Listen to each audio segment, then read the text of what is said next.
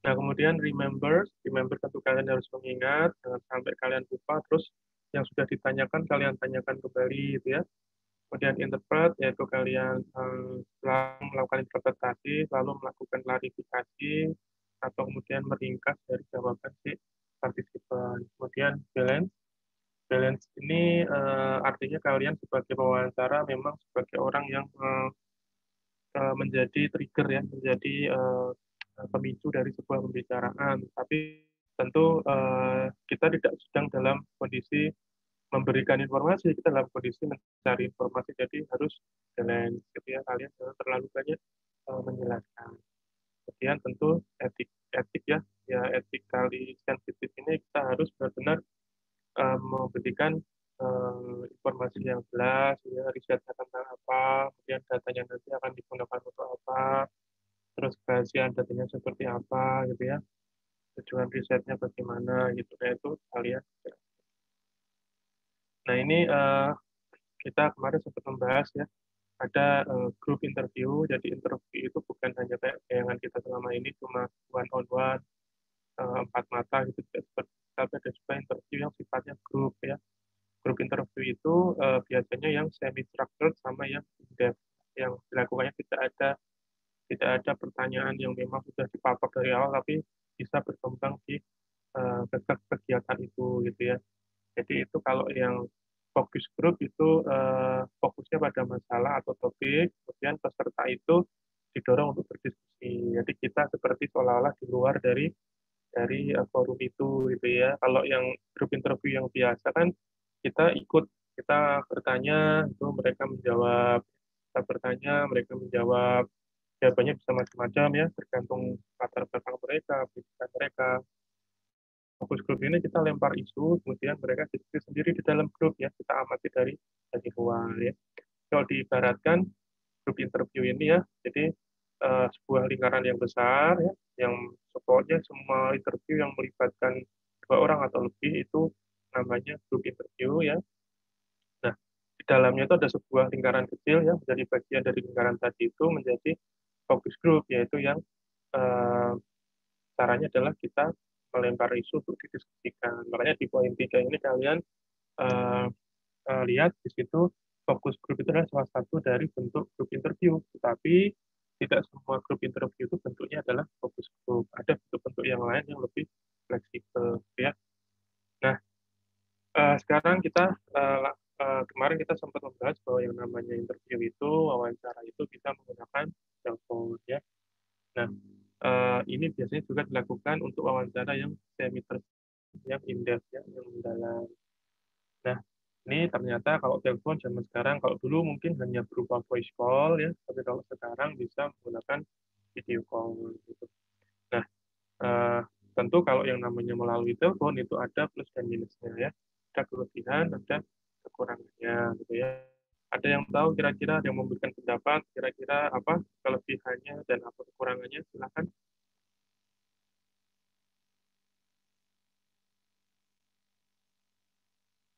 Halo, Kelebihannya mudah, Pak. Nggak usah bertemu sama narasumber. oke, kekurangannya. Ya, yang lain kekurangannya. Izin Pak, untuk kekurangannya sendiri mungkin kalau untuk data sekunder lebih ke analisis orang lain bisa jadi atau datanya bisa jadi tidak sesuai dengan lapangan saat ini, Pak. Oke. Perlu diketahui Mbak bahwa untuk yang telepon ini tentu eh, kita memang bisa mendapatkannya primer ya, jadi tidak hanya sifatnya sekunder saja. Nah, tapi memang ada banyak sekali ya. Makasih tadi udah ada dua orang yang memberikan pendapat. Jadi untuk yang di bukunya sekarang itu disampaikan apa sih advantages dan disadvantages untuk dua hal ya, untuk yang face to face sama yang telepon interview ya. Di sini kalian bisa perhatikan ya, itu kalau yang namanya personal face to face ya, itu tentu bisa memberikan motivasi ya, Artinya kita bisa ketahuan nih, oh ternyata orangnya seperti ini. Kita bisa membaca membaca penampilannya, membaca wajahnya ya. Kemudian kita bisa membaca juga non-verbal cues ya. Eh, ciri-ciri non-verbal itu bisa kita baca gitu ya. Kemudian kita juga bisa mendapatkan data-data lain, misal seperti oh kira-kira dia itu bagaimana sih cara dia mengemukakan pendapat, bagaimana mimik mukanya gitu ya. Banyak hal yang bisa kita dapat dari pertemuan face to face. Tapi ya kekurangannya ya tentu itu akan memakan waktu ya, karena kita harus datang ya. Kemudian juga biayanya juga tinggi karena biasanya kalau jauh ya transportasinya juga membutuhkan biaya gitu ya. Nah, ini ada beberapa yang bisa kalian baca. Kemudian kalau yang telepon interview itu tadi betul lebih mudah gitu ya. Kemudian bisa lebih luas menjangkaunya, kalian tinggal telepon.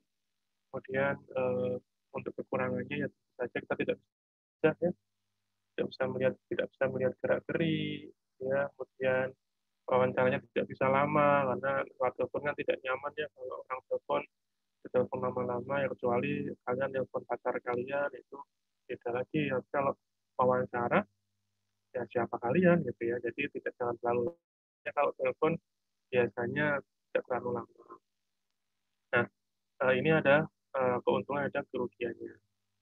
Nah, tentu kalau melalui telepon pun bisa, zaman sekarang lebih canggih lagi, bisa menggunakan internet ya.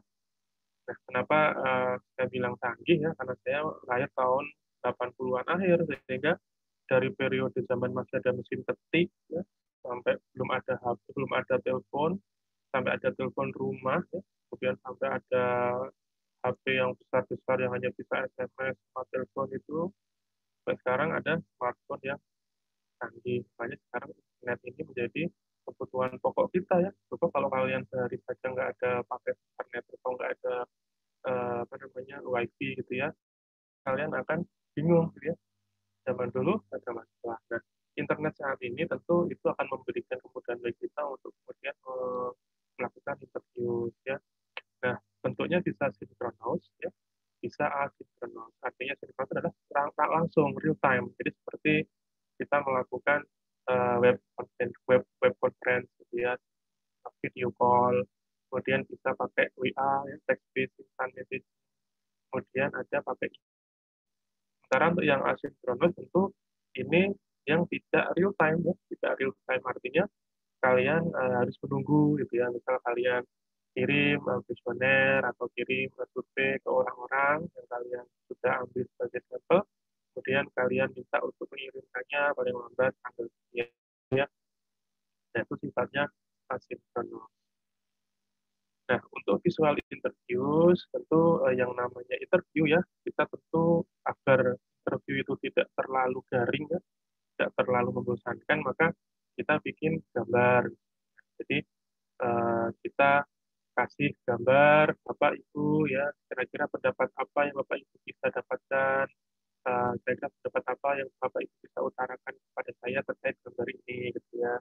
Kemudian gambar juga bisa menjadi trigger atau simulasi. Jadi kalau kalian bingung kira-kira mau mengawalinya bagaimana, kalian bisa menggunakan gambar ya. Ini juga kalau dilakukan ketika kita one to one maupun one to many. Jadi bisa dilakukan di mana saja. Nah, pendekatannya bisa apa? Bisa foto, kemudian bisa partisipannya disuruh menggambar gitu ya. Bapak Ibu tolong gambarkan pendapat Bapak Ibu tentang pajak gitu ya, kantor pajak. Nah, itu bisa dilakukan. Nah, ini contoh visual interview ya. Jadi visual interview di sini ini kalau kita perhatikan di sebelah kiri ya. Sebelah kiri ini tadi masuk dalam participant drawing. Jadi partisipan diminta membuat gambar menggunakan kertas atau dan pulpen ya untuk mewakili perasaannya tentang suatu masalah ya, dari berbagai aspek pengalaman yang berkaitan dengan masalah penelitian. Ya. Nah ini digambar oleh salah seorang partisipan penelitian ya untuk menggambarkan perasaan dan pendapatnya tentang kasus Zahiru. Jadi dulu beberapa tahun yang lalu itu kan mungkin kalian juga sudah mulai mengerti informasi ya, itu pajak sedang disorot karena ada salah satu pegawainya yang bernama Gayus Tambunan terlibat korupsi, ya. Ditambah lagi ketika dia di penjara malah terlibat lagi nonton tenis di Bali gitu ya.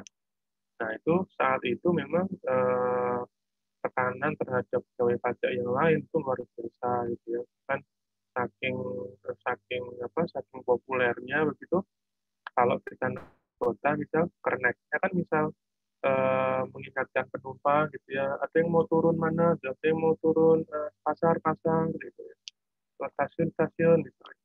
Nah pada saat itu kalau kita berangkat ke kantor naik bus itu bukan kantor pajak tapi bilangnya gayus siapa yang mau turun gayus. Jadi saking benar-benar pressure-nya, saking populernya kasus tersebut sehingga semua pegawai kemudian ketika berada di tempat itu merasa dihakimi gitu ya, di bawah semua pegawai pajak ya seperti gayus. Nah itu adalah mungkin cara dia kemudian menuangkan perasaan itu melalui gambar yang seperti ini. Ada seorang mau berangkat kerja gitu ya, kemudian dia seperti dihakimi ya, koruptor gitu ya, dan sebagainya, dan sebagainya. Nah ini contoh partisipan. Nah terus kemudian yang sebelah kanan kalian ada foto elicitation. Elicitation ini dia jadi peneliti memberikan sebuah foto kepada partisipan ya, atau mungkin uh, disuruh mengambil foto misalnya yang kemudian menginterpretasi sudut pandangnya itu ya tentang sebuah isu atau sebuah permasalahan. Kalau di sini mungkin topiknya sedang membahas masalah bagaimana upaya DJP untuk memberantas korupsi misalnya. Jadi dia memfoto sebuah gambar, sebuah papan pengumuman, sebuah informasi selamat datang ya. Artinya menurut dia ini adalah salah satu cara DJP kemudian mencoba untuk menunjukkan upaya mereka memberantas korupsi. Jadi seperti dibilang bahwa gambar seperti ini bisa dilakukan dalam wawancara yang sifatnya individu maupun kelompok. Ya. Nah, ini ada kegiatan sebuah latihan interview ya. Mungkin tidak akan saya lakukan sekarang karena nanti saya pengennya untuk pertemuan 6 pun sudah selesai hari ini. Jadi besok pertemuan selanjutnya kita tinggal fokus pada presentasi kalian dan mungkin kita sedikit diskusi ya. Jadi di sini kalau nanti kita sempat ya pertemuan selanjutnya bisa kita lakukan latihan ini. Tapi ini hanya sekedar bagaimana kalian belajar melakukan interview, jadi seorang interviewer yang baik ya. Nah, sekarang kita masuk dalam observasi. Nah, observasi ini, ya, ini adalah terkait dengan kita melihat sebuah fenomena, ya, melihat sebuah kejadian atau sebuah kumpulan kejadian. Nah, ini kita akan lihat, ya, kita akan lihat sebuah video. Tolong kalian perhatikan baik-baik untuk mengetes kemampuan observasi kalian.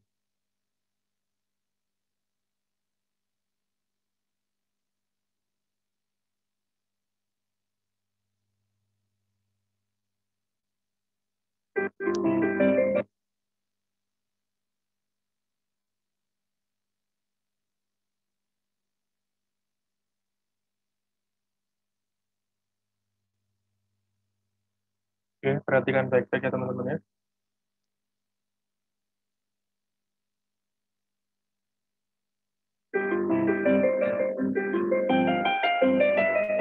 Clearly, somebody in this room murdered Lord Smythe, who, at precisely 3:34 this afternoon, was brutally bludgeoned to death with a blunt instrument.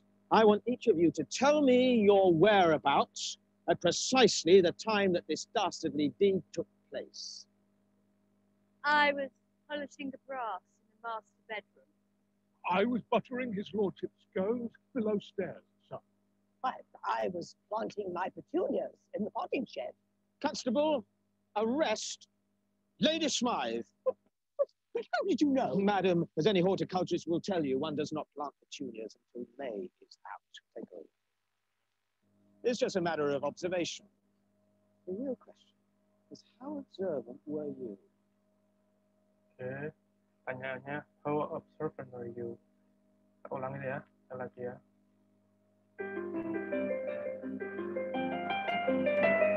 Clearly, somebody in this room murdered Lord Smythe, who, at precisely 3:34 this afternoon, was brutally bludgeoned to death with a blunt instrument. I want each of you to tell me your whereabouts at precisely the time that this dastardly deed took place.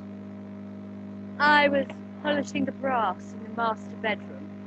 I was buttering his lordship's scones below stairs, sir. I was planting my petunias in the potting shed. Constable, arrest Lady Smythe. But how did you know? Madam, as any horticulturist will tell you, one does not plant petunias until May is out. Take her away. It's just a matter of observation. The real question is, how observant were you? Oke, ada yang ingin berkomentar, silakan. Apa hasil dari observasi kalian di sini, di video ini?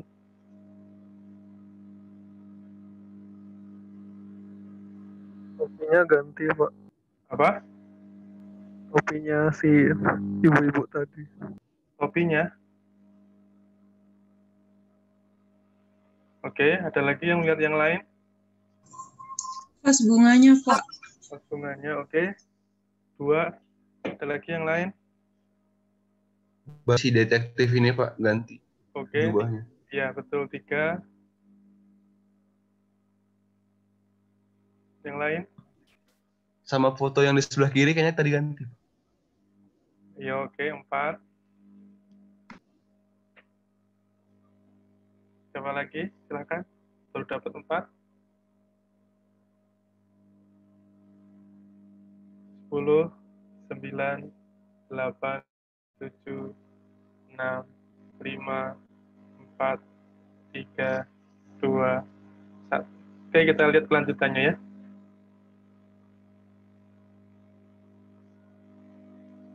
Ada 21 perubahan.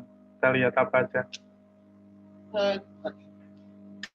Somebody in this room murdered Lord Smythe, who, at precisely 3:34 this afternoon, was brutally bludgeoned to death with a blunt instrument. I want each of you to tell me your whereabouts at precisely the time that this dastardly deed took place. I was polishing the brass in the master bedroom. I was buttering his lordship's scones below stairs, sir. I was planting my petunias in the potting shed. Constable, arrest Lady Smythe. Oke. Jadi dari 21 perubahan kalian dapat 4 ya. Nggak apa-apa, namanya juga ice breaking. Gitu ya. Jadi memang kemampuan observasi itu sangat langka, maksudnya untuk bisa mengcapture seluruh keadaan itu memang sangat susah ya. Makanya tidak banyak orang yang bisa gitu. Kalau bisa pun kalian pasti akan menjadi seorang penyidik ya. Seorang penyidik itu dituntut untuk bisa mengobservasi sebuah kejadian maupun sebuah pasca kejadian gitu ya. Nah, tadi kita sudah lihat bagaimana susahnya membuat sebuah observasi ya. Itulah kenapa kita harus melakukan hal-hal yang penting untuk saat kita melakukan observasi ya. Nah, ketika kita melakukan sebuah observasi ya, tentu itu adalah sebuah pengamatan lapangan ya. Jadi observasi itu dilakukan pada saat terjadinya sebuah fenomena gitu ya. Nah itu bisa jadi nanti ketika kita melakukan observasi itu menghasilkan deskripsi ya tentang kegiatan, kemudian tentang perilaku, tindakan, gitu ya, percakapan, interaksi antar orang dan sebagainya ya. Jelas itu semua dari pengalaman-pengalaman yang dilakukan oleh manusia. Nah, data apa yang bisa kita dapatkan dan kita harus mencatat ya. Kalau kalian cuma ngeliatin saja tidak ada pencatatan itu akan rawan kehilangan informasi. Nah, catatan lapangan kita itu nanti akan memberikan deskripsi yang lebih kaya ya, lebih rinci gitu ya, termasuk konteks di mana pengamatan dilakukan, kapan itu dilakukan dan sebagainya. Nah, peran observer ya, peran observer itu tentu kita bisa lihat di sini ada beberapa kotak berwarna biru ya. Nah, di situ kita lihat di sisi kiri atas dan sisi kanan bawah ya. Jadi ada yang kalau di atas ya, mulai di atas di sini, ini researcher ya, si peneliti ini dia ikut dalam aktivitasnya. Jadi ketika dia mengobservasi, dia terlibat di dalamnya ya. Sementara kalau yang di bawah ini dia observer tapi dia di luar aktivitas, dia cuma memperhatikan saja. Sementara di sisi sini kita lihat bahwa di sini peneliti dia menyembunyikan identitasnya ya. Nah, sementara di sini dia mengeluarkan atau memberitahukan identitasnya. Nah, ketika kita sampai pada katakanlah ini ya dua ciri ini, maka itu complete observer. Jadi kita benar-benar dari luar, kita tidak menunjukkan diri kita, kemudian kita hanya melihat aktivitasnya. Sementara yang sisi sini, yang kiri atas, ya, ini kombinasi antara si penelitinya ikut dan juga dia memberitahu bahwa dia adalah seorang observer gitu ya, sehingga dia participant as observer. Jadi dia di situ sebagai partisipan sekaligus sebagai observer gitu ya. Nah, ini bisa kalian pelajari ya bagian ini. Tentunya ini adalah sebuah gambar di mana menunjukkan bahwa ada begitu banyak contoh atau peran dari observer. Kalian mau pilih yang mana, silakan ya. Nah, observasi ini adalah memperhatikan ya, memperhatikan, melihat gitu ya, kemudian mendengar kira-kira apa yang perlu didengar gitu ya. Kemudian berlatih menulis secara deskriptif. Artinya ketika kalian melakukan observasi, tentu kalian harus membuat catatan ya. Dan itu harus disiplin karena kita tidak bisa mengulang kejadian yang kita observasi ya. Akan sangat lucu kalau kita meminta tolong diulang dong, dan itu kayaknya nggak mungkin ya. Nah, makanya kalian harus disiplin ketika membuat catatan lapangan atau field notes. Nah, observasi ini ya biasanya ada banyak hal yang kita amati ya.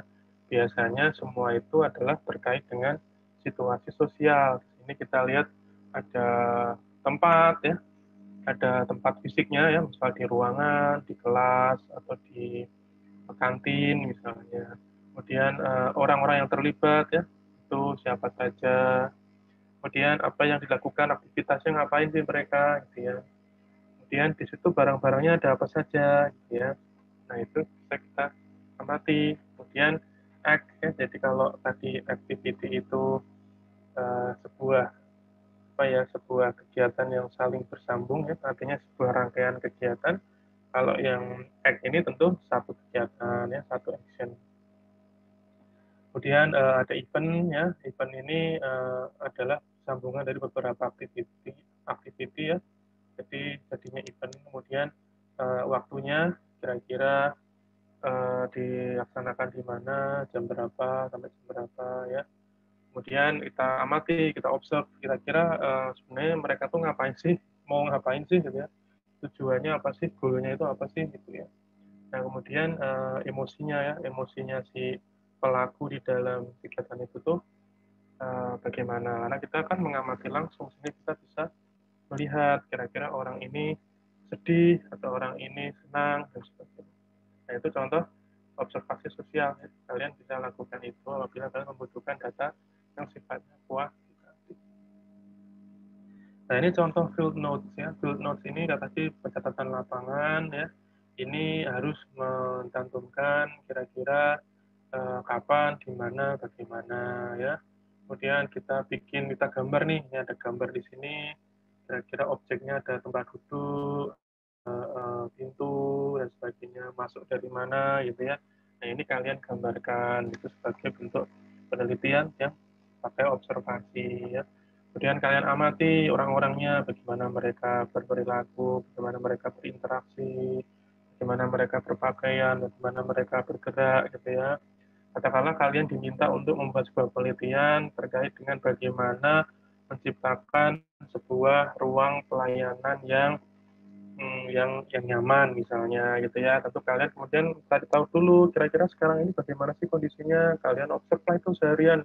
Oh, orang begitu masuk itu dia langsung ambil nomor antrian. Jadi nanti saat ini posisinya nomor antrian itu kok tidak di dekat pintu ya. Jadi orang-orang bingungan mencari, oh berarti besok harusnya ini dipindah ke sini. Jadi kayak semacam kita sembari mencatat, kita melihat perilaku manusianya gitu ya. Kemudian dialognya seperti apa, event-event yang spesial yang terjadi, misal kayak, oh ketika pelanggan itu datang, dia mendapatkan haus, dia ngambil minum, oh dia tidak memiliki tempat untuk tempat untuk duduk nyaman, bisa menaruh gelasnya misalnya. Nah ini contoh kalian kemudian bisa membuat pengamatan, ya. Nah, ini ada lagi video ya, perhatikan gitu ya, dan ini kalian nggak perlu bikin catatan, kalian cukup nanti 1-2 orang silakan komentar, mencoba untuk memberikan komentar terhadap yang ini tadi ya, yang 9. Kami bisa satu aja, bisa milih feeling atau milih space atau milih aktornya, itu bisa kalian sampaikan ya. Kita tonton lagi video selanjutnya.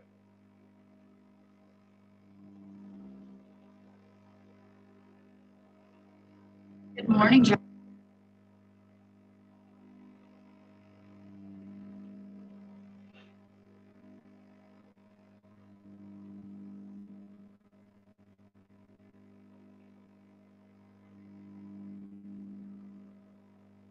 Good morning, Joshua. Would you like a good morning high five or good morning hug? Good morning. You may go wash your hands and go to the table. Wish you well. Okay, so let's start. Good morning. We wish you well. We wish you well. On your good day today. We wish you well.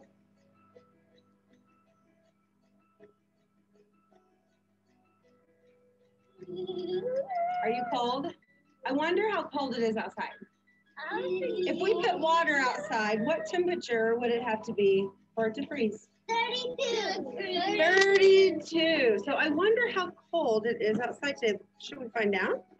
It's really, really, really cold. You think it is? So we're going to get ready. We're going to sing our songs this morning. We're going to brush our teeth.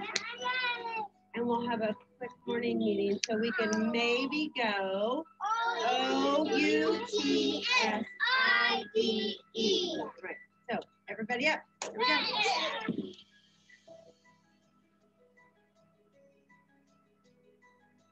You all need to be safe back there. Have fun, but be safe. Did you like it that he put his hand in your square when you're trying to sit down? What do you need to say to him? Hayden, did you hear him? He doesn't like it when you put your hands in his square when he's trying to sit down. That can be hurtful. That is not helpful, right? And so what do you need to say to Christ? No, thank you. All right. Okay, so we're going to do a quick morning meeting. Tell me what these are. Classroom commitments. Classroom commitments. What's a commitment? A promise. We know that. It is a promise. What am I? The safekeeper. I am the safekeeper. Your job is to keep us safe. Keep you safe. So we have these commitments so you can stay safe. So I am the safekeeper. I am. My job is to keep you safe. Keep you safe. I will use my walk and feet and sound. We got here this morning and what? We said hello. You got a morning greeting. Then after that, we washed our hands, went to the bathroom. Then what did we do? We ate breakfast. Okay, which one writes the words? Author or illustrator? Author, that's right. Who draws the pictures? Illustrator. The illustrator, that's right. Okay, so David Shannon did that.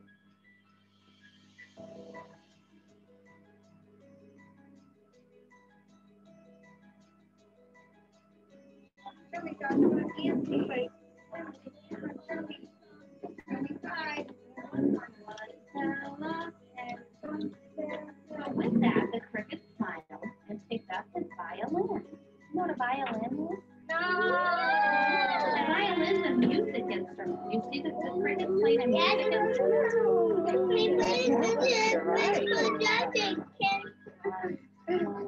There's Scooby Miss Monica. Scooby Monday.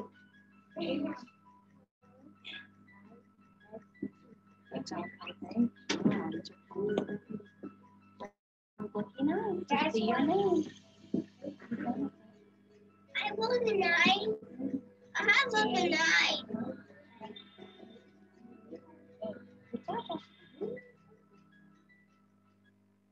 Oke, ada yang mau berkomentar? Silakan. Apa yang kalian amati dan bagaimana? Izin Pak. Ya, silakan Mas Agung. Kalau saya lihat dari situasi waktunya itu di pagi hari Pak. Oke, nggak apa-apa, nggak masalah ya. Bagus. Satu lagi.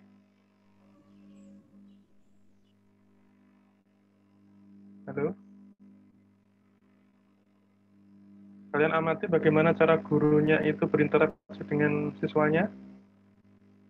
Menurut kalian bagaimana cara mereka? Sangat interaktif Pak terhadap anak-anak. Oke, jadi dia selalu memancing anak-anak untuk ngomong ya. Oke, jadi itu caranya kalian memilih 1 atau 2 topik yang akan kalian observasi. Misal kalian mau memilih observasi tentang bagaimana anak-anak, apakah mereka menikmati sekolahnya, bisa juga kalian lihat mereka sangat sangat aktif ya, ketika ditanya gurunya selalu jawab. Ya. Jadi ini adalah contoh bagaimana kita melakukan sebuah observasi ya. Nah, ketika kita melakukan observasi ya, tentu kita juga melakukan evaluasi apakah apakah observasi kita itu efektif atau tidak ya. Ya karena dalam observasi mungkin kita punya keuntungan dan punya kekurangan. Keuntungannya apa ya? Tentu keuntungannya adalah kita bisa merekam sebuah kejadian itu real time ya, real time. Artinya saat terjadinya kita ikut melihat situasinya, jadi sifatnya real time.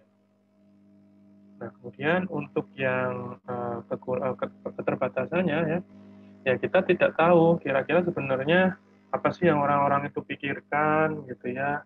Kira-kira kalau sebenarnya ketika kita melihat sebuah kejadian kan kita hanya bisa melihat itu dari sisi luar ya, dari sisi orang lain. Jadi ketika kita jangan-jangan apa yang kita amati itu sebenarnya sesuatu hal yang tidak sesuai persepsi kita gitu ya, karena memang orang punya pemikiran sendiri atau punya pandangan sendiri. Itulah mengapa tipsnya adalah kita bisa kemudian mengkombinasikannya dengan interview ya. Jadi setelah kita melakukan sebuah observasi misalnya gitu ya, kemudian kita dilanjutkan dengan wawancara atau interview gitu ya. Sebentar sebelum kita lanjut saya izin mengabsen dulu ya.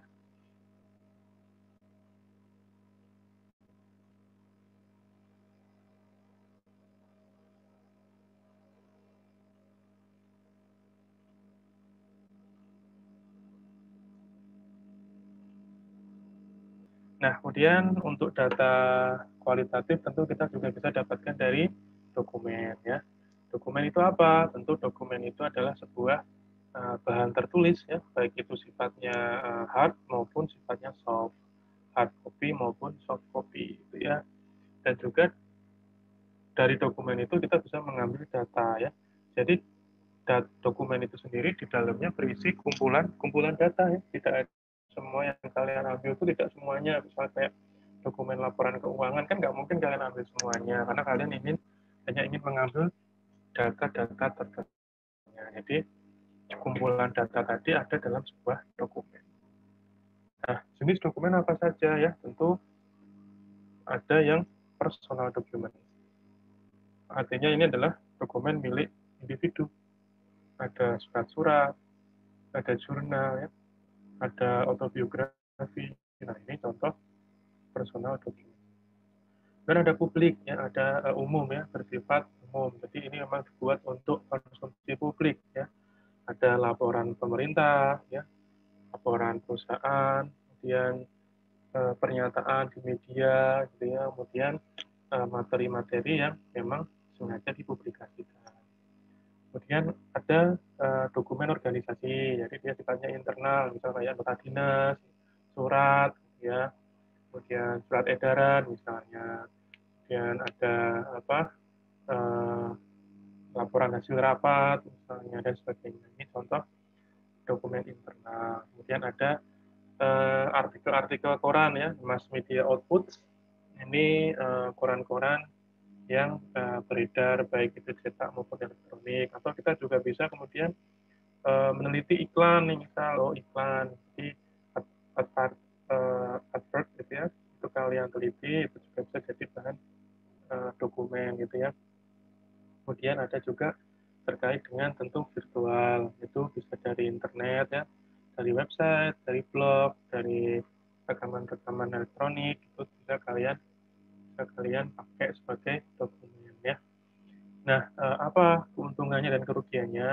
Kalau keuntungannya tentu bisa diakses, ya. Ada dokumen-dokumen yang memang bisa diakses dengan cepat dan mudah, tapi ada juga dokumen yang memang susah, ya, karena kita menyangkut dengan dokumen yang sifatnya internal misalnya, gitu ya.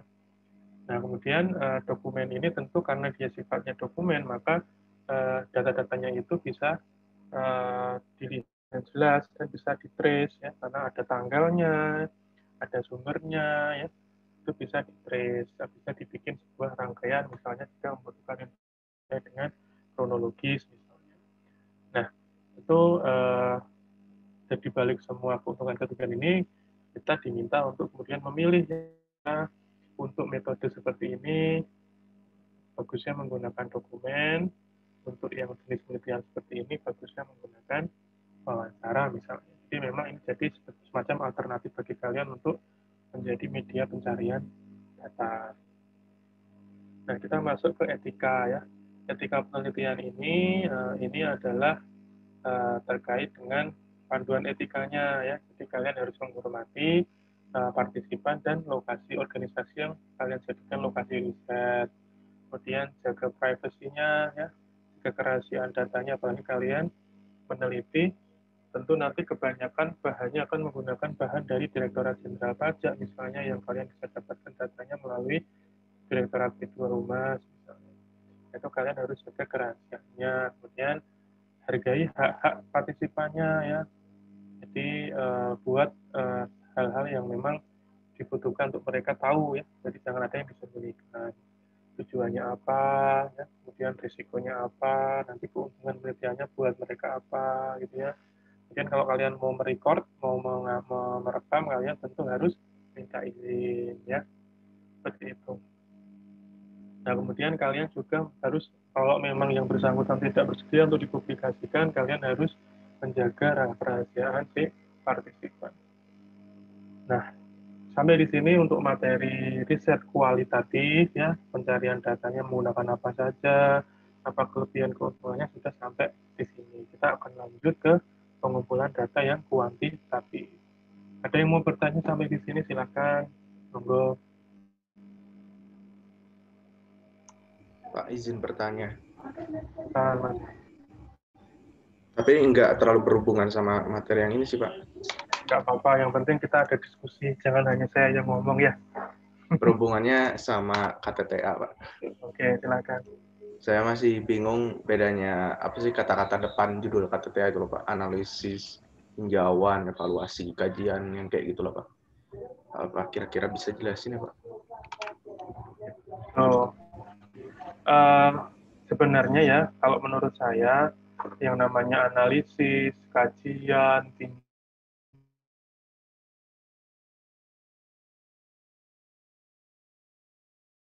tinjauan, evaluasi, tentu bagaimana kalian melakukan sebuah analisis sederhana, gitu ya. Jadi apapun namanya, kalian mencoba untuk mengcapture sebuah fenomena, kemudian kalian hubungkan dengan sesuatu.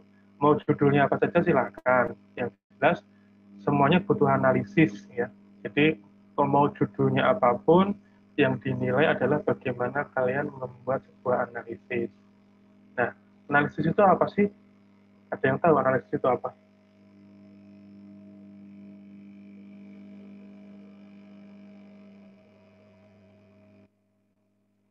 Ada yang tahu? Yang bisa membantu teman-teman? Penyelidikan suatu masalah gitu Pak. Jadi analisis itu kayak kita berusaha menguraikan masalah yang kita teliti itu secara detail. Oke. Jadi yang namanya, makasih ya. Yang namanya analisis itu bisa diartikan kita itu membuat sebuah proses pengamatan ya. Kita periksa, kita punya satu isu misalnya tentang pelayanan gitu misalnya. Ya kita coba cari informasi pelayanan itu seperti apa sih di pajak itu, kemudian kita evaluasi menggunakan data dan informasi. Nah, jadi ketika kita sudah punya pengamatan, ya, kemudian kita punya data, kita akan menghubungkan dua hal itu menjadi sebuah karya. Jadi kita coba kira-kira apa sih positifnya, apa sih negatifnya, apa sih kekurangannya, apa sih kelebihannya, ya. Oh, saat ini marak fenomena YouTuber. Nah, YouTuber itu sebenarnya kalau di Indonesia berapa sih penghasilannya gitu ya. Kemudian bagaimana cara mereka dipotongnya misalnya. Nah, itu kita mencoba mencari informasi yang lengkap. Kemudian kita coba bikin sebuah CSO. Berarti kalau YouTuber yang view-nya rata-rata sehari sekian juta, itu maka bisa dihitung pajaknya sekian misalnya. Nah, itu adalah contoh menggabungkan data, informasi, kita evaluasi, dan kita hubungkan untuk menjawab isu-isu dari yang ingin kita angkat misalnya. Nah, itu contoh analisis. Jadi meskipun kita mau bilang itu analisis boleh, kita judulnya bilang analisis terkait dengan PPH katakanlah penjual bakso kaki lima gitu misalnya. Atau kita mau bikin tinjauan PPH pedagang kaki lima. Atau kita bilang evaluasi pedagang PPH pedagang kaki lima bakso gitu. Sama aja semuanya tetap mengacu kepada bagaimana kita menemukan sebuah jawaban atas pertanyaan itu. Jadi mau dibikin judulnya tinjauan, analisis, sama evaluasi itu tidak ada masalah Mas. Jadi tetap sebenarnya intinya adalah kalian membuat sebuah analisis sederhana terkait dengan isu yang kalian ingin bahas. Nah, kalau nanti kalian sudah masuk ke dalam level S1 misalnya, nah itu akan lebih kompleks lagi gitu ya, karena kalian bisa jadi tidak akan boleh menggunakan kata tinjauan, menggunakan kata evaluasi, menggunakan kata analisis misalnya. Kalian harus benar-benar langsung masuk ke dalam pokok perkaranya. Kalian harus masuk ke judul intinya. Karena orang akan sangat aware ya, akan sangat paham betul bahwa yang namanya karya tulis itu isinya adalah sebuah analisis, sebuah tinjauan, sebuah evaluasi. Nah, semuanya tergantung bagaimana teman-teman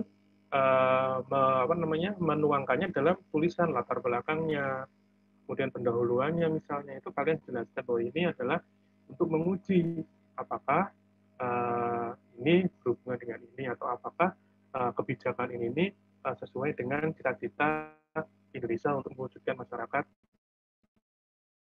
adil makmur misalnya. Nah, itu contoh pembahasan di dalam karya tulis itu. Tapi kalau judulnya, ya kalau memang ternyata kalian ingin menampilkan analisis, tinjauan, atau evaluasi, itu secara garis besar tidak ada bedanya.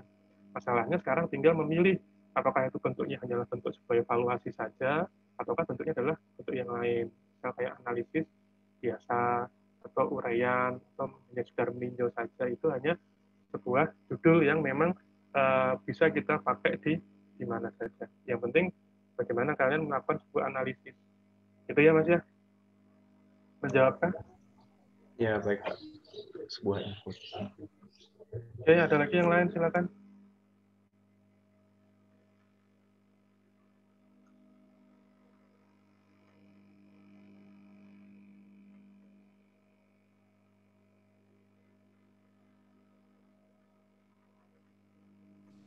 Pak, izin bertanya.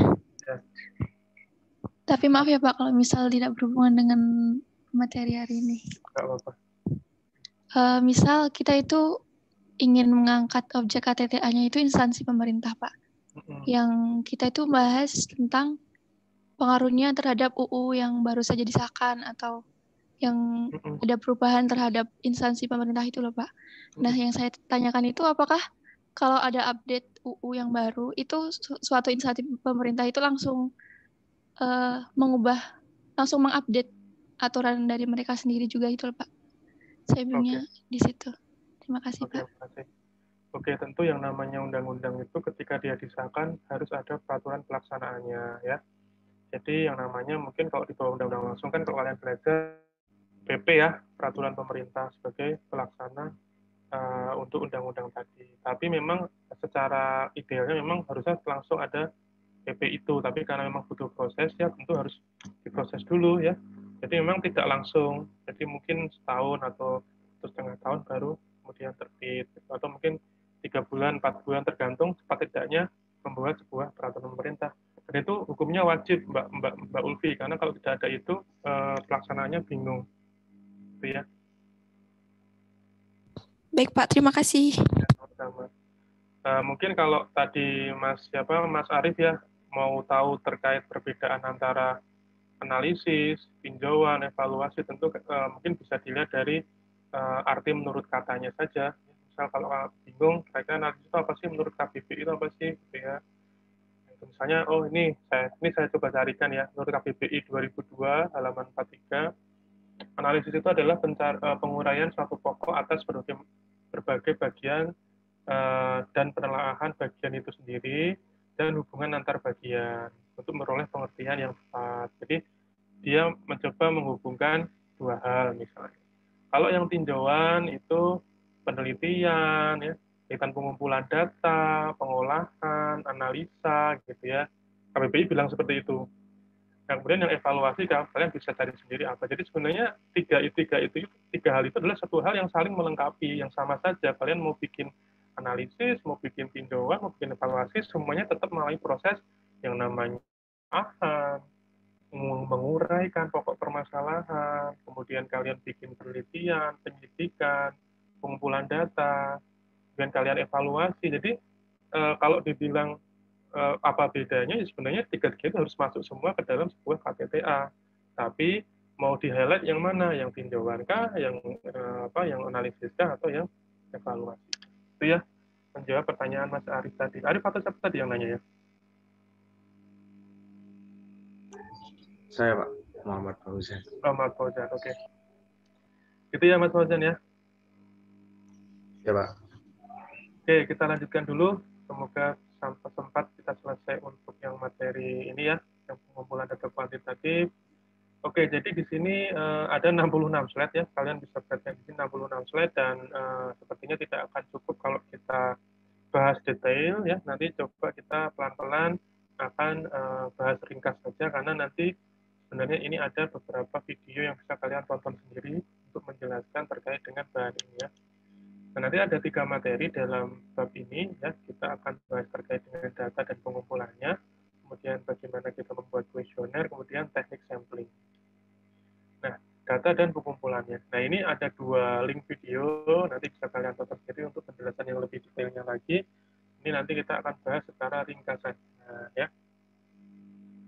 Nah, kita sudah belajar terkait dengan perbedaan antara kualitatif dan kuantitatif. Ya, kalau yang kualitatif, tentu kita kemarin sudah bahas, ya tidak independen ya penelitinya, kemudian partisipan, informan, penyebutan untuk pemberi datanya, kemudian tujuannya apa? Tujuannya untuk mempelajari makna, gitu ya.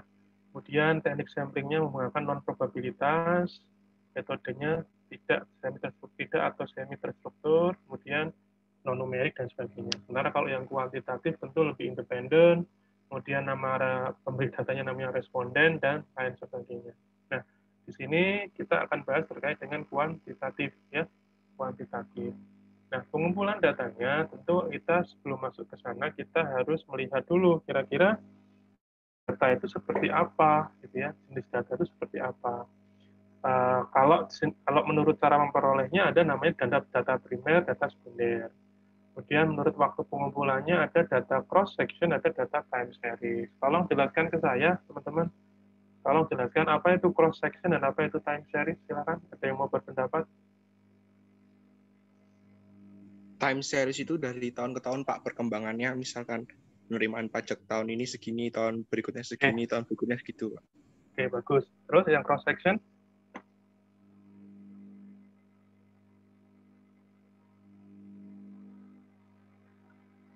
Kalau yang cross section itu pilih satu waktu, misal tahun 2019, tetapi yang dibahas adalah banyak hal ya. Misalnya kayak penjualan, harga pokok penjualan, kemudian misal asetnya, kemudian misal piutangnya dan sebagainya. Nah, ini contoh cross section. Itu ya. Nah, kalau yang sumber tentu ada internal, ada eksternal. Kalian juga tahu apa itu internal, apa itu eksternal. Kemudian menurut sifatnya ada discrete, ada continue. Apa itu? Ada yang bisa menjelaskan?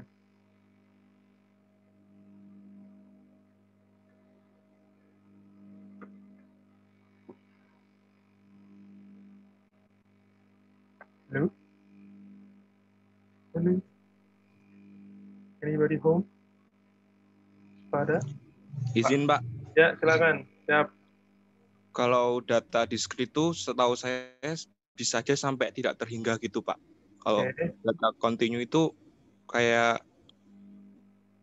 apa ya? Saya cuma tahu itu sih Pak. Kalau discrete itu tidak terhingga. Biasanya saya ngambil datanya yang kayak continue Pak. Tapi sebenarnya tidak tahu data continue itu seperti apa penjelasannya. Oke. Makasih. Ada yang lain lagi? Satu orang lagi silakan. Izin Pak. Siap. Kalau menurut saya itu discrete itu yang dibagi-bagi per bagian gitu Pak. Oke. Kalau misalnya kalau dia continue itu dia nyatu atau berkesinambungan. Oke. Makasih ya teman-teman. Jadi untuk data discrete ya itu adalah data yang kita hasil menghitung. Jadi hasil hitung, hasil tambah kurang bagi kali data discrete. Nah, sementara data continue adalah data yang diperoleh dari pengukuran, gitu ya. Pengukuran 1 cm, 2 cm, 3 cm, gitu ya. 2 meter, 100 meter itu data continue. Nah, sekarang ada skala pengukuran data. Saya bisa menjelaskan apa itu data nominal, ordinal, interval, rasio, skala nominal.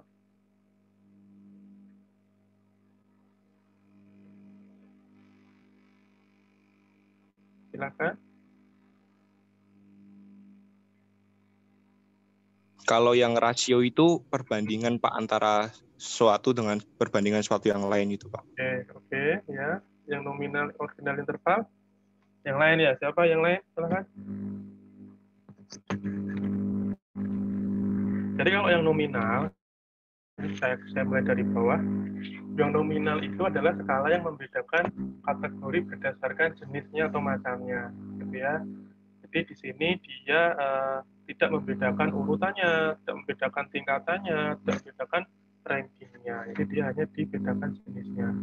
Kalau data ordinal itu yang berdasarkan urutan atau tingkat, misalnya ranking 1, ranking 2, ranking 3 ya.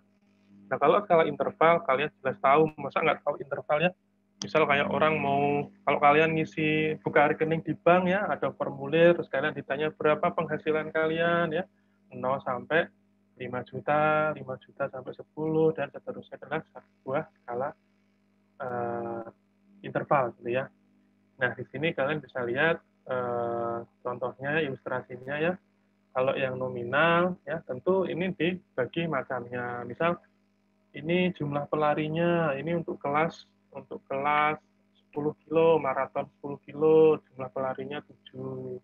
Untuk maraton 5 km, jumlah pelarinya 8. Untuk maraton 3 km, jumlahnya 3. Ini contoh nominal. Kalau yang ordinal, itu ada peringkatnya ya, 1, 2, 3, juaranya siapa. Kemudian, kalau yang interval, ya, 0 sampai 10, itu tingkat kemampuannya berapa. Ya. Untuk yang rasio, ya, itu tadi dihitung dulu, ya. Dihitung dulu, kira-kira berapa detik, diukur dulu berapa detik, berapa per berapanya, ya, kecepatannya berapa, nah itu contoh rasio. Nah, ketika kita melakukan data primer, pengumpulan data primer, kita tentu bisa menggunakan survei maupun eksperimen. Ya, survei ini ya ada beberapa metode ya, sama kayak wawancara tadi, bisa melalui telepon, bisa melalui tatap muka, bisa melalui surat maupun melalui elektronik. Sementara untuk eksperimen ya, tentu kalau kalian mungkin dulu pada saat kalian SD, SMP, SMA gitu ya, kalian diminta untuk melakukan sebuah eksperimen berupa menanam sebuah kacang hijau dalam kapas ya, kemudian kalian ukur tiap hari berapa panjangnya gitu ya. Nah, itu contoh eksperimen. Jadi kalian merancang sebuah perlakuan. Misal 2 biji, yang satu dikasih di tempat yang terang, satu dikasih tempat yang gelap misalnya. Nah, ini kalian merancang sebuah perlakuan dari situasi sosial gitu ya. Kemudian nantinya setelah kita bereksperimen itu nanti tentu akan diperoleh data ya. Kalian ukur nih berapa sentimeter sih? Oh, ternyata setiap hari pertambahannya 0,1 sentimeter misalnya. Nah, ini bisa kalian buktikan. Sebelumnya kalian punya analisis bahwa punya hipotesis bahwa yang namanya tanaman ya kalau nggak ada cahaya ya dia mati, gitu ya, nggak bisa tumbuh optimal misalnya. Setelah kalian bandingkan tadi antara yang dikasih cahaya sama tidak, kalian bisa bandingkan, oh ternyata yang dikasih cahaya dia lebih cepat tumbuh, ya artinya hipotesis kalian benar, gitu ya, terbukti. Gitu. Nah ini contoh pengumpulan datanya, tentu kalian hampir sama ya dengan yang dulu pernah kita bahas, sama persis ya, malah itu bisa kalian pelajari ya bahwa ada survei, dokumen, dan multiple source. Nah, kemudian yang kedua tentang pembuatan kuesioner. Jadi yang namanya kuesioner tentu alat yang kita pakai untuk melakukan survei. Nah, data informasinya, videonya bisa kalian nanti lihat di link ini ya. Kalian bisa pelajari sendiri seperti apa sih cara menggunakan kuesioner, gitu ya. Nah, tentu ketika kita mau membuat sebuah kuesioner, tentu kita harus kemudian membuat step-step ya. Pertama, kita harus dulu menentukan kira-kira berapa orang yang ingin kita survei. Nah, ini kita definisikan dulu populasinya ya, populasinya kita definisikan. Kemudian ada beberapa tahapan yang harus dilakukan secara paralel, secara bersama-sama, yaitu menentukan sampling frame, menentukan teknik sampling, dan menentukan ukuran sampling. Setelah itu, kita melaksanakan survei. Ya. Nah, dalam merancang kuesioner, tentu kita bisa menggunakan berbagai macam media. Bisa kita datangi, ya, bisa kita kirim email atau surat, bisa juga kita pakai online kuesioner. Misalnya kalian bikin dalam Google Form, atau bikin dalam Google Docs, kemudian kalian kirim linknya ke orang-orang yang memang jadi target survei kalian. Itu lebih, untuk zaman sekarang mungkin lebih mudah ya. Kemudian tentu ketika kalian melakukan survei, isu yang paling mengkhawatirkan adalah kira-kira bagaimana respon rate-nya gitu ya. Bagaimana nanti siapa sih yang orang-orang yang kemudian membalas surat kita atau mengisi survei kita tuh berapa orang gitu ya, itu kan mengkhawatirkan sekali, jangan-jangan nanti tidak cukup gitu ya misalnya. Nah, ada beberapa cara untuk menaikkan respon rate ya. Pertama tentu kalian menggunakan metode yang tadi diantar langsung ya, diantar langsung, kalian kasih formnya, kalian dampingi, pasti akan dikembalikan secepat mungkin ya. Kemudian juga kalian bisa mengirim surat tindak lanjut. Jadi setelah kalian berkirim surat tentang survei tadi, kemudian kalian kasih deadline waktunya, kira-kira kapan ya saya akan mengingatkan mereka atau mengingatkan beliau gitu ya. Kemudian kalian tentu juga nomor 3 bisa membuat panduan. Panduannya ya panduan biasa bagaimana cara mengisi survei ya. Kemudian memberikan informasi lebih awal. Jadi sebelum kalian kirim kuesionernya, kalian suratin dulu, Pak, Bu, kami akan memberikan survei pada tanggal sekian. Mohon untuk Bapak Ibu mempersiapkan diri atau meluangkan waktunya, misalnya ya, untuk mengisi kuesioner tersebut. Itu bisa jadi cara juga.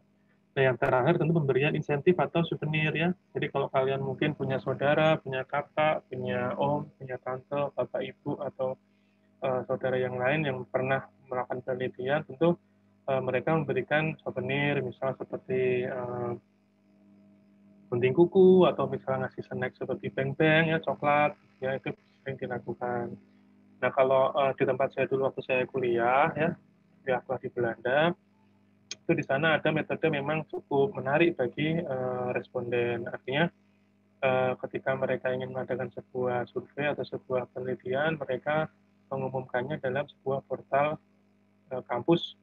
Kemudian di sana dikasih iming-iming bahwa ketika nanti Anda selesai mengikuti penelitian ini, Anda akan mendapatkan penghasilan sampai dengan 20 euro, 15 euro misalnya. Nah, itu bentuk memberikan insentif. Bagaimana cara menelitinya? Jadi kalau di sana dulu pengalaman kita adalah kita daftar dulu, kemudian kita datang ke lokasi lab-nya, kita dihadapkan pada satu unit komputer bersama-sama dengan 30 orang yang lain ya, masing-masing satu orang satu komputer, kemudian diminta untuk melakukan sebuah games melalui sebuah aplikasi yang mereka ciptakan. Intinya sih ingin menilai seberapa dermawan sih manusia atau seberapa pelit sih manusia itu. Nanti di akhir kita akan mendapatkan nominal yang kita memang harus dapatkan. Nah, itu contoh memberikan insentif terhadap dalam rangka untuk menaikkan respon. Nah, apa kelebihannya, apa kekurangannya? Ya, tentu ini ada 3 jenis tadi, ada personal dari administratif tadi yang dibawa tadi ya, kemudian ada mail, kemudian ada elektronik. Ya. Tentu ada kekurangan, ada kelebihannya. Ya, misal kalau yang dibawa langsung, tentu kita bisa mengklarifikasi keraguan-keraguan ya. Kemudian hampir 100% itu bisa kita dapatkan ya. Nah, tentu kerugiannya tentu membutuhkan waktu yang lama, membutuhkan effort yang banyak. Sementara kalau yang melalui surat tentu di sini kita lebih bisa untuk memberikannya pada orang yang secara geografis lebih jauh gitu ya. Dan ini kekurangannya adalah respon rate-nya rendah. Karena kalau melalui surat kan ribet ya. Ribet dan mungkin orang juga malas untuk kirim balik gitu ya. Nah, sementara untuk yang elektronik tentu ini kelebihannya ya bisa cepat, murah, kemudian bisa menjangkau secara global ya. Mau siapa aja yang mau survei bisa, mau ngisi bisa. Nah, kemudian tentu kerugiannya ya target kita harus mengerti komputer gitu ya. Kemudian isu-isu tentang samplingnya, jadi misal kita menyebar link nih, tentu orang-orang yang mengisi itu bisa jadi adalah orang-orang yang bukan target sampel kita gitu ya. Itu adalah kelebihan dan kekurangan dari kuesioner. Nah, dalam membuat sebuah kuesioner tentu ada beberapa cara, ada beberapa langkah-langkah yang harus kita lakukan. Pertama terkait dengan principle of wording, bagaimana kita menyusun kata-katanya. Kemudian bagaimana kita mengukur hasil dari jawaban itu tadi. Misal pertanyaannya ini, hasilnya ini, terus ukurnya bagaimana. Terus kemudian tentu kalian memperhatikan terkait dengan bagaimana membuat sebuah tampilan gitu ya. Nah ini wording, terkait dengan wording tentu kalian harus mencari membuat sebuah kuesioner yang pertanyaannya sesuai, kemudian bahasa dan kalimatnya juga ringkas, tidak ambigu ya. Kemudian jenis pertanyaannya harus jelas, itu jenis yang membutuhkan jawaban yes no atau jawaban 1 sampai 5 atau jawaban yang lain harus jelas. Kemudian urutan pertanyaannya dan data pribadi, data si responden. Nah, ada beberapa prinsip ya, prinsip skala, ada skala nominal, tadi kita sudah bahas terkait dengan jenis, misal dia orang mana, orang Amerika, orang Jerman, orang India, gitu ya. Kemudian skala ordinal, ini tentang bagaimana membuat ranking ya, mana yang paling penting, itu 1, 2, 3, 4, 5, itu diminta untuk mengisi. Kemudian interval ya, mau 1 sampai 5, ini milih yang mana gitu ya, yang paling penting. Kemudian skala rasio ya, antara 2 sampai 6, 3 dan 6 ya, di bawah 3. Nah, ini contoh skala rasio. Nah, untuk reliabilitas dan validitas. Reliability ini pengertiannya adalah sebuah konsistensi pengukurannya, pengukuran yang ajak, yang konsisten ya. Itu dikatakan handal ya, sebuah kuesioner dikatakan dia itu memiliki reliability yang handal jika jawabannya itu konsisten atau stabil dari waktu ke waktu ya. Kalau ada inkonsistensi itu kita bisa mengcapture-nya melalui yang namanya koefisien korelasi. Jadi kalian tentukan sendiri korelasi antara satu dengan yang lain. Jadi kalau memang ternyata katakanlah jawaban nomor 1 dan jawaban nomor 3 ini kalau saya bikin rasionya, koefisiennya itu harus di angka sekian. Sehingga dengan begitu maka pertanyaan ini adalah pertanyaan yang konsisten. Semua orang menjawab dengan korelasi yang senilai ini. Jadi itu adalah contoh konsistensi.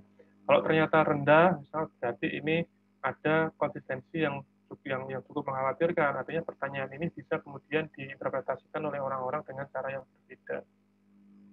Nah, kalau kita mau menggunakan aplikasi bisa ya, menggunakan SPSS ya. Nanti untuk kalian KTTA D3 ini belum perlu menggunakan aplikasi-aplikasi yang seperti ini. Nanti kalian mungkin levelnya di S1 ya, skripsi, bisa SPSS, bisa EViews. Tapi kalau kalian sudah belajar dan bisa menggunakannya, silakan digunakan, itu akan menjadi nilai plus kalian. Terus kalau nanti kalian udah S2, S3, kalian tidak menggunakan SPSS maupun EViews lagi. Kalian harus menggunakan aplikasi yang lebih expert ya. Aplikasi statistika terbaik saat ini adalah Stata. Semua perintahnya menggunakan coding, tidak menggunakan menu-menu seperti ini. Ya. Nah, kemudian ini tentang validitas ya. Validitas ini dapat definisikan sebagai sejauh mana perbedaan skor yang diberikan, gitu ya. Jadi ini akan menggambarkan objek yang diukur. Ya. Jadi kalau memang pertanyaan ini adalah pertanyaan yang valid, maka seharusnya dia bisa mengukur sesuatu, gitu ya. Artinya dia bisa membedakan pertanyaan A dan pertanyaan B, itu jawabannya harus bisa dipertanggungjawabkan. Jangan-jangan meskipun ada dua pertanyaan, ternyata itu mengarah kepada sebuah jawaban yang sama. Itu tidak valid, gitu ya. Nah, ini contoh menganalisis validitas menggunakan bivariate. Kalian tidak perlu belajar lebih dalam, kalian cukup coba saja. Nah, untuk yang pengolahan data tentu bisa menggunakan kategorisasi dan coding. Nanti ringkas saja. Ya. Sekarang kita masuk ke dalam tampilan umum dari kuesioner. Ya. Jadi kalau sebuah kuesioner, tentu kita tidak boleh melewatkan pendahuluan. Ya. Jangan nomor 1 langsung pertanyaan, itu kan membingungkan ya. Kalian harus bikin sebuah pendahuluan ya. Kemudian pertanyaannya harus kalian kelompok-kelompokkan. Jadi misal ini pertanyaan tentang ini, gitu ya. Terus jangan lupa kalian mengcapture informasi pribadi, karena kadang-kadang ini penting untuk menambah variabel kalian, terutama variabel kontrol. Jadi misal kalian mengukur seberapa efektifkah penggunaan ISPT atau seberapa membantunya sebenarnya aplikasi ISPT itu bagi masyarakat. Kalau kalian bisa mengcapture umur, kalian bisa kemudian melakukan sebuah analisis, oh ternyata ya kalau emang anak-anak muda ya gampang saja, mereka menganggap itu hal yang mudah. Tapi kalau anak-anak orang-orang yang sudah tua itu sangat menyiksa. Nah, ini validitas ini sangat penting, gitu ya. Kalian jangan lewatkan. Kemudian informasi terkait dengan pendapatan atau data pribadi yang lain. Kemudian pertanyaan terbuka. Pertanyaan terbuka ini adalah tujuannya untuk mengcapture sebenarnya seberapa mengertikah seorang responden terhadap isu yang sedang kita angkat ya. Karena dengan kita membuka pertanyaan ini kita akan bisa mengcapture pendapat dia. Misal menurut Bapak atau Ibu bagaimanakah cara meningkatkan pelayanan di kantor pajak misalnya. Dengan begitu dia akan mencoba untuk menganalisis sendiri dalam benak-benaknya gitu ya. Oh, kalau saya waktu ke sana itu saya kurangnya ini, maka yang perlu diperbaiki ini. Jadi ini akan kemudian kita, oh berarti ibu ini memang pernah secara nyata merasakan bagaimana menjadi pelanggan di kantor pelayanan misalnya. Itu ya. Kemudian tentu kalian pakai penutupnya. Oke, kemudian ini contoh sebuah pendahuluan ya, sebuah pembukaan. Intinya adalah memperkenalkan bahwa kuesioner ini atau survei ini didesain untuk mempelajari life at work ya. Jadi bla bla bla bla. Kemudian respon Anda akan kami jaga kerahasiaannya gitu ya. Kemudian terima kasih atas waktunya dan kerjasamanya gitu ya. Ini adalah contoh pembukaan untuk kalian bikin kuesioner. Nah, kemudian kalian membuat untuk mengorganisir pertanyaan ya. Jangan sampai pertanyaan itu teracak itu ya, lompat-lompat, tidak terstruktur, itu nanti akan menyulitkan. Kalian kelompokkan dulu, kira-kira kalian mau membahas apa, gitu ya. Nah, terus kemudian kalian mau pakai tipe kayak mana? Mau pakai yang skala ordinal, nominal, atau interval, itu kalian tentukan. Oh, ternyata untuk pertanyaan terkait dengan mengcapture pengalaman, itu mungkin bisa menggunakan seperti ini ya. Kita bikin beberapa pernyataan, kemudian kita minta dia untuk membuat ranking, seperti itu, atau membuat setuju atau tidak setuju, gitu ya.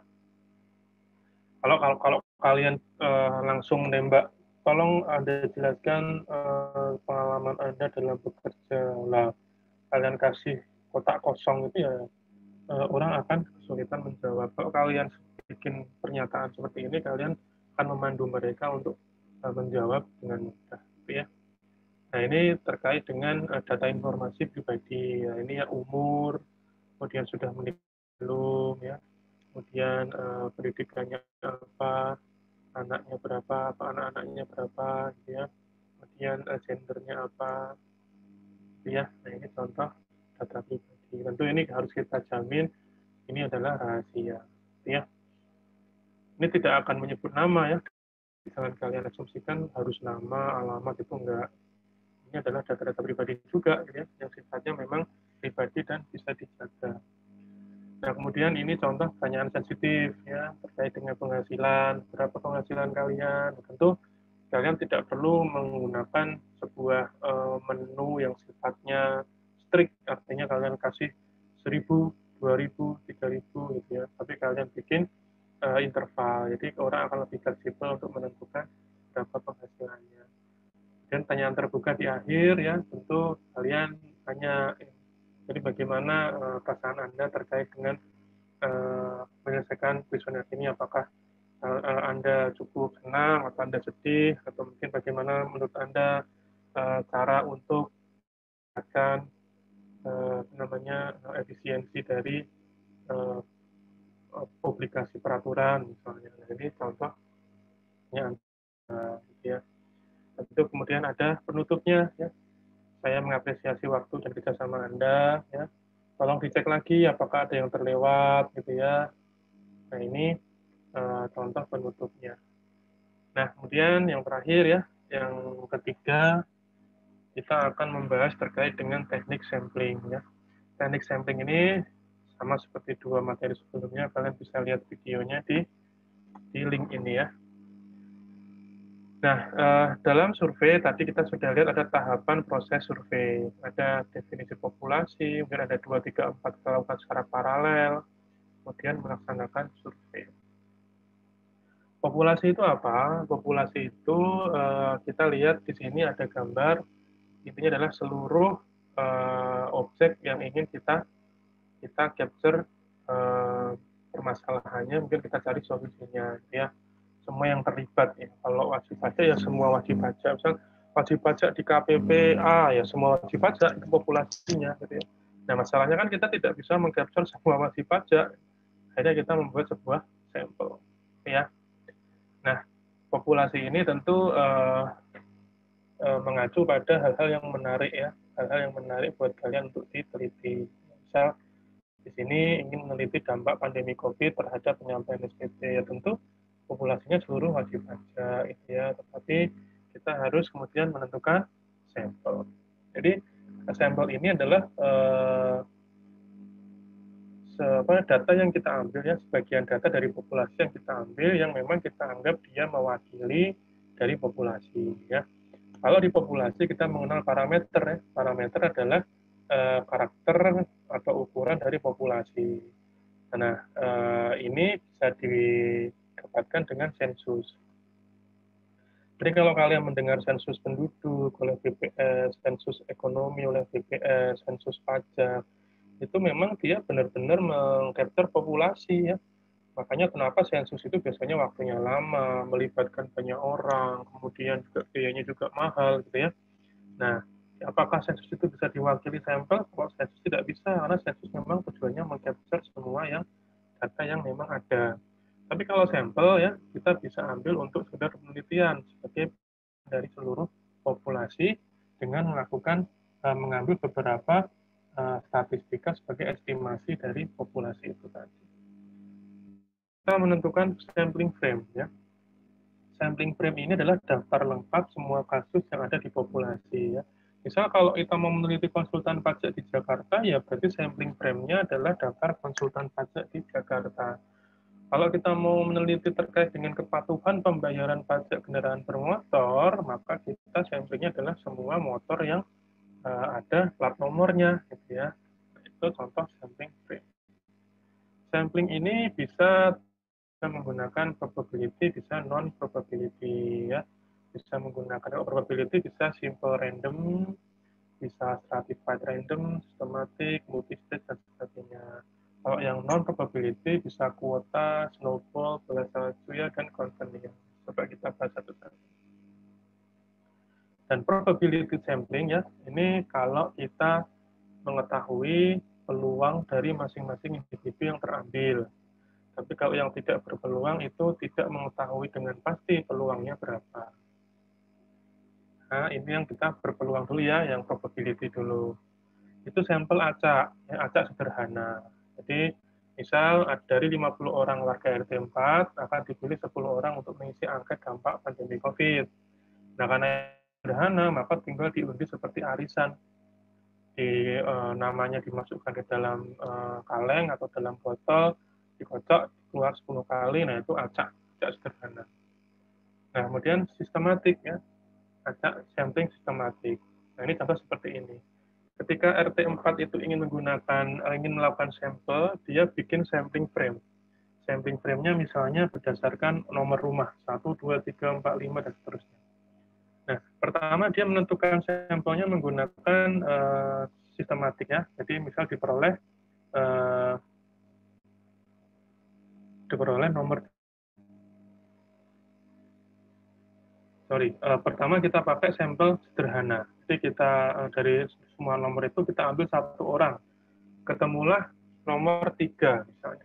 Nah, dari nomor 3 ini kita menentukan, ya, sistematiknya adalah kita menentukan kira-kira kalau ada 50 orang, kemudian kita butuh 10 orang, berarti kita membutuhkan sebuah jarak 5.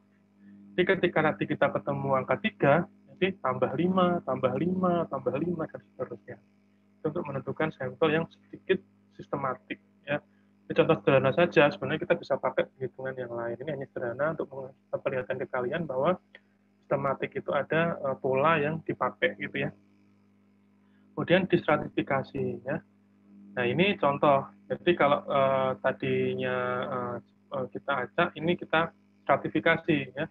Kita bikin laki-laki, perempuan, gitu ya. Misal diambil ternyata dari 10 tadi diambil 5 orang laki-laki dan 5 orang perempuan, gitu ya. Maka karena butuh stratifikasi laki-laki perempuan, maka ketika tadi seluruh warga itu harus dibikin stratifikasi atau pembedaan laki-laki dan perempuan, kemudian setiap dari bagian itu diambil 5 orang, ya.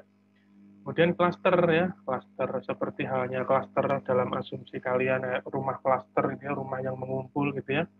Nah, ini kalau kita lihat di contohnya, misal RT 4 ternyata terbagi menjadi 5 blok, gitu ya, 5 blok. Nah, ternyata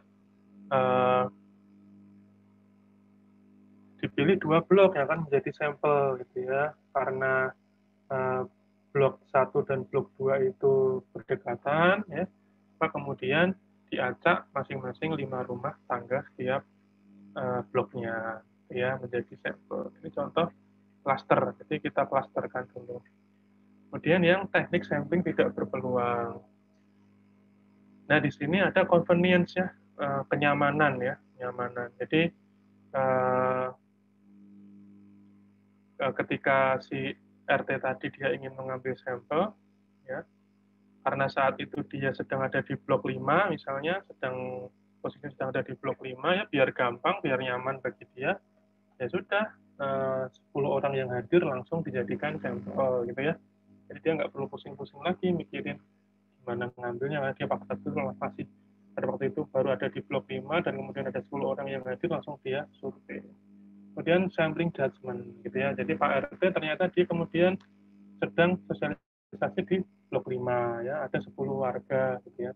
Ternyata yang berpeluang untuk terdampak COVID cuma 5 orang, karena yang 5 orang lagi PNS gitu ya, yang tidak berpengaruh. Maka 5 orang warga itu, yang lain itu langsung disurvei. Jadi dia berdasarkan judgment dari si Pak RT-nya. Kemudian kuota gitu ya. Jadi untuk kuota ternyata Pak RT dia membuat kategorinya usia ya, 21 sampai 30, 31 sampai 40 dan seterusnya ya. Karena akan diambil 10 sampel, dia hitung-hitung ini ada 5 kategori umur, maka dia ambil masing-masingnya 2. Jadi masing-masing kategori umur dia kasih kuota 2 gitu ya. Kemudian snowball. Nah, snowball ini tekniknya adalah biarkan dia menggelinding seperti bola salju gitu ya. Pertama Pak RT bikin dulu, misal dia mau mengambil sampel untuk survei pandemi terhadap single parents misalnya. Nah, dia akan milih 1 orang dulu single parents yang dia kenal di wilayahnya gitu kan. Kemudian setelah dia bikin survei, setelah selesai dia bertanya, Pak, Bu, kira-kira siapa lagi ya yang akan saya jadikan responden. Nah, ini akan terus menggelinding seterusnya, akan membuat jumlah sampel semakin besar sampai nilai yang mungkin sudah ditentukan sama Pak RT. Oh, cukup nih 10, sudah selesai. Nah, bagaimana cara menentukan ukuran sampel ya? Tentu ada faktor penentunya ya. Ada faktor tentang dengan bagaimana implikasinya dalam terhadap hasil ya. Tentu semakin banyak sampel akan semakin valid ya. Kemudian jumlah variabelnya banyak atau enggak. Kalau variabelnya banyak terus kalian cuma ambil sedikit sampel ya nggak nyambung ya. Kemudian kedalaman analisisnya, kemudian ukuran contoh ya dalam studi terdahulu, dan jumlah-jumlah yang berhasil kalian filter, kalian cacah itu berapa, dan tentu anggarannya. Anggaran untuk menaikkan respon rate ya. Kemudian untuk pendekatan sampel ukurannya ya, tentu kalian kemudian bergantung pada jenisnya. Kalau dia deskriptif, ini minimum 10%. Kalau dia kausalitas atau inferensia, 30 responden. Kalau untuk eksperimental minimum 15 responden ya. Jadi ini contoh ukuran sampel untuk pendekatan tertentu. Kemudian untuk yang jumlah sampelnya juga bisa ditentukan berdasarkan jumlah variabelnya ya. Apabila dalam penelitian ada n variabel, maka jumlah responden minimum adalah 5n ya. Kemudian ini contoh menggunakan tabel. Jadi ada beberapa tabel, tabel gitu ya. NS, N itu populasi sampel. Jadi ada pedoman nih, misal populasinya berapa sih? Oh 1000, berarti sampel yang bisa diambil harusnya 278. Itu ada juga nih si Krejci dan Morgan, dia bikin sebuah jurnal untuk meneliti idealnya berapa sih jumlah sampel dari populasi yang ada gitu ya.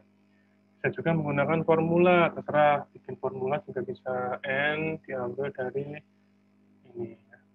Ini kalian nanti tidak perlu menggunakan hal semacam ini hanya sebagai pengetahuan umum saja. Kemudian ini referensi yang dipakai. Sudah selesai. Ada yang ingin bertanya silakan.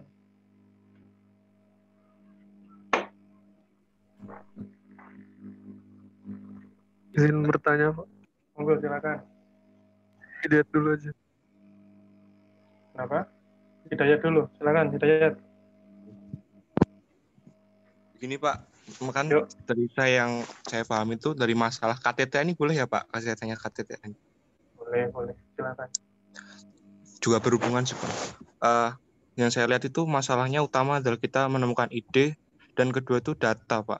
Nah, yang saya takutkan ini saya tidak mendapatkan data Pak. Saya kemungkinan terburuknya saya kesulitan mendapatkan data dari KPP misalkan itu Pak. Soalnya saya pernah majuin surat untuk minta data ke Kementerian Keuangan, sampai sekarang pun tidak dibalas sama sekali Pak. Ketakutan saya dari situ. Nah, kalau misalkan tidak mendapatkan data nih Pak, saya itu pernah membaca salah satu KTTA angkatan terdahulu itu ada yang cuman menggunakan studi literatur Pak. Nah, apakah itu memang diperbolehkan ya Pak? Jadi dia kayak cuman menganalisis ketentuan yang diperlakukan pada suatu instansi pada teori yang ada gitu Pak. Misalkan pada teori akuntansinya seperti ini, terus dia bandingin sama teori pelaksanaan akuntansi yang ada di KPP tersebut Pak. Nah, apakah itu benar dan memang bagus gitu Pak? Kalau misalkan sebatas studi literatur yang dilakukan, hanya studi literatur saja yang dilakukan lebih tepatnya Pak. Terima kasih Pak. Ya, tadi yang kedua yang KTTA yang lalu itu dia tetap mencari data kan ke KPP ya berarti ya? Kalau saya baca itu dia hanya membandingkan antara peraturan pajak terhadap peraturan akuntansi seperti itu, Pak. Oh gitu. Oke, berarti memang itu nanti tergantung dari dosbingnya, dosen pembimbingnya, apakah membuat limitasi sampai di mana gitu ya. Kalau memang dia ingin membahas seperti itu, sebenarnya tidak ada masalah karena memang dalam tahap KTTA kalian ini memang sifatnya adalah membuat evaluasi, nggak masalah, bikin evaluasi tentang peraturan itu nggak masalah, gitu ya. Nah, terkait dengan bagaimana kalian nanti ketakutan kalian tidak mendapatkan data, gitu ya. Pertama, memang apakah saya tanya dulu, apakah dulu ketika Mas Hidayat mengirim surat itu ada tidak lanjut, misal datang ke sana gitu nggak? Tidak, Pak. Nah, okay. Saya tidak datang ke sana, Pak. Oke, itu pelajaran buat kita semua. Memang orang Indonesia, gitu ya, orang Indonesia itu cenderungannya dia akan lebih mengabaikan yang namanya persuratan. Bukan mengabaikan sih, menganggap itu bisa dikerjakan nanti, gitu ya. Jadi mungkin ya pada saat itu karena sedang banyak kerjaan, kemudian ingin dikerjakan nanti, dia pinggirkan dulu, kemudian ternyata tidak terpegang sampai sekarang. Nah, tips dari saya adalah, kenapa saya anjurkan kalian untuk meneliti di daerah kalian sendiri, di tempat yang dekat dengan kalian, karena yang namanya pendekatan humanis, pendekatan antara orang dengan orang, bukan surat dengan surat, itu lebih penting. Jadi kalau kalian datang, permisi Pak, saya dari ini, saya mau meneliti terkait ini, pertama kalian datang itu seolah-olah kalian seperti meminta petunjuk, meminta pendapat. Bapak kalau kira-kira saya butuh data ini, kira-kira apakah ada ya Pak di sini Pak, gitu ya. Kalaupun ada, kira-kira cara saya mendapatkannya bagaimana? Apakah saya perlu bersurat, atau saya nanti mungkin ke sini, nanti bawa suratnya, kemudian saya bawa flash disk sekalian, atau bagaimana ya Pak ya, gitu. Jadi kalian melakukan pendekatan yang sifatnya humanis, gitu ya. Jangan sampai kalian hanya berkirim surat saja, terus kalian diamkan, gitu ya. Jangankan kalian yang masih kuliah, kami saja yang sudah di kantor, gitu ya, kadang-kadang terus menagih nota dinas. Ini nota dinas kami nomor sekian, mana kok nggak direspon, gitu ya. Jadi ternyata orang yang di dispo dia sedang cuti misalnya, atau orang yang di dispo dia sudah pindah misalnya. Nah itu ada hal-hal yang kita tidak bisa capture melalui surat gitu ya. Itulah kenapa kalau memang kalian butuh meminta data terhadap kantor-kantor pemerintah, ada baiknya kalian kemudian datang, kemudian kalian menanyakan gitu ya, kira-kira bagaimana, atau mungkin sebelum kalian bersurat kalian tanya dulu, datang dulu silaturahim Pak, saya mau nanya-nanya terkait dengan penelitian saya gitu misalnya. Kalau saya memang nanti mau meneliti, kira-kira boleh nggak ya Pak, terus yang saya teliti ini, kira-kira datanya saya butuh ini, kira-kira bisa nggak ya Pak saya dapatkan dari sini gitu. Nah itu kan lebih enak ya, lebih yang didatangin merasa diorangkan, kemudian kita juga merasa ada link nih, ada channel. Jadi kalau kalian katakanlah, oh kalian bisa mendapatkan nomor teleponnya pelaksana di sana, misalnya kalian lebih enak lagi, kalian tinggal WA Pak, kira-kira bagaimana ya Pak, kan kalian bisa nagih seperti itu. Makanya jangan terlalu mengandalkan surat, gitu ya. Itu ya Mas Hidayat ya. Baik Pak, terima kasih. Oke, sama-sama. Ya, yang lain tadi siapa Mas, siapa yang mau tanya? Saya Pak, izin tanya. Ya, silakan Mas. Terkait materi tadi sama mungkin ada hubungannya sama KTTA nanti juga. Oke. Ingin tanya Pak, apakah pengumpulan data dengan kuesioner yang menggunakan rentang angka 1-10 atau sangat setuju dan sampai dengan sangat tidak setuju itu masih relevan Pak digunakan? Soalnya kan seringkali malah orang yang isi itu cenderung asal-asalan atau justru tergiur karena feedbacknya gitu lah Pak. Misal yang isi dapat GoPay sekian gitu. Jadi apakah kuesioner dengan rentang tersebut masih relevan digunakan Pak? Karena sangat tinggi ketidakakuratannya. Terima kasih. Yang kedua? Itu aja Pak. Oh itu aja, oke. Baik, ini pertanyaan yang bagus karena memang kecenderungan orang Indonesia itu kalau isi survei itu ngasal. Jadi memang kita akui kenapa permasalahan di negara kita itu kompleks, banyak nggak kelar-kelar, karena alat untuk mencari tahu permasalahan sendiri tidak dioptimalkan gitu ya oleh orang-orangnya sendiri, gitu. Oleh orang Indonesia sendiri yang namanya survei itu jawabnya salah-salah. Jadi apa yang di capture itu permasalahannya nggak ketangkep sama pembuat kebijakan. Makanya ya itu salah satunya kenapa kita masalah Indonesia itu kompleks dan tidak pernah selesai. Nah, kalau kita bicara relevan atau tidak, tentu kita harus kemudian menjelaskan bagaimana sih tujuan dari survei itu sendiri, Mas.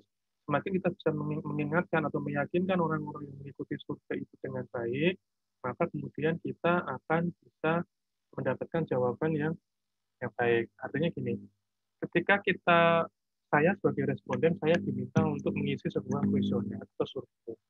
Nah, pasti akan bertanya dong, sebenarnya manfaat saya apa? Gitu ya. Kalau saya merasa itu saya nggak punya manfaat, ya ngapain saya ngisi serius-serius, gitu ya. Makanya pentingnya pendahuluan, gitu. Nah, ketika teman-teman misal membuat sebuah survei atau kuesioner, kalian tetap fokus pada bagaimana kalian menjelaskan tujuan penelitian dan menjelaskan kira-kira dampaknya itu bagi mereka apa, ya. Nah, dengan begitu mereka diharapkan bisa mengisi dengan benar. Kita nggak akan mungkin bisa kemudian memastikan semua sampel yang kita kirimkan survei itu mengisinya dengan baik. Tetapi ada satu indikator penting yang harus kita pahami bahwa semakin tinggi pendidikan orang yang kita berikan survei, maka peluang untuk bisa mendapatkan respon yang objektif, respon yang sesuai itu juga tinggi. Apa? Karena biasanya orang-orang yang berpendidikan itu mereka sadar bahwa survei adalah alat yang digunakan untuk mengcapture permasalahan dan mencari solusi. Kalau orang-orang yang tidak mengerti apa itu tujuan dari survei, tidak pernah sekolah tinggi, tidak pernah menulis KTTA seperti kalian, ya misal anak SMA atau anak SMP, ya mungkin mereka hanya akan bisa diiming-imingi dengan hal lain, dengan coklat, permen. Tapi kalau orang-orang yang punya pendidikan yang cukup, dia kemudian akan memberikan sebuah respon yang relevan. Caranya bagaimana? Tadi kita capture dulu nih. Jadi ketika teman-teman menyebar ke kuesioner, di capture dulu umurnya berapa, pendidikannya apa, kemudian dan lain sebagainya. Jadi sebagai indikator, oh berarti ini yang ngisi ini orang yang ngerti nih. Nah, dari situ kita bisa berharap isian surveinya itu lebih objektif. Gitu. Itu sih Mas, tips dari saya. Baik Pak, makasih. Jadi saya dapat solusinya mungkin meningkatkan jumlah responden yang tinggi gitu ya Pak. Iya, semakin tinggi kalian akan semakin fleksibel untuk memilih mana yang akan kalian ambil. Karena tidak semua sampel yang kalian dapatkan kan bisa kalian ambil. Jangan-jangan itu sampel itu yang satunya benar-benar jauh dari harapan kita, itu benar-benar salah-salah, itu tidak mencerminkan pendapat yang sebenarnya. Oke teman-teman, karena sudah jam 9:09, mungkin sampai di sini pertemuan kita ya. Minggu depan kita akan presentasi 3 kelompok, silakan disiapkan, akan saya tunjuk pada hari hanya. Kemudian terima kasih atas perhatiannya di hari ini, semoga teman-teman sehat selalu, semoga teman-teman bisa memahami materi yang kita pelajari hari ini.